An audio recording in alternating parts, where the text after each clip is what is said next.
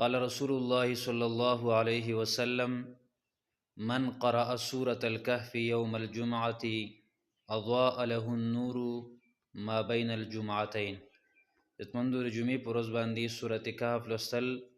ډیر فضیلتونه لري، خو یو فضیلت پای کې دا دی. رسول الله صلی الله علیه وسلم فرمای: وای من قرأ سورة الكهف، چا چې سورة الكهف ولوستو یوم الجمعة د جمعې پر ورځ باندې سورة الكهف ولوستو، اضاء له النور ما بین الجمعتين، نو دغه انسان د پاره الله تبارک وتعالى دومره رڼا پیدا کی، دومره رڼا او دومره نور ول الله رب العالمین ورکی، لکه څنګه چې د دې دوه جمعو په مابین کې څومره فاصله ده، د یوې هفتې په مقدار باندې د دوه جمعو په منځ کې چې څومره مسافت دی، د هغې په مقدار باندې الله رب العالمین هغه له نور ورکی، رڼا ول ورکی.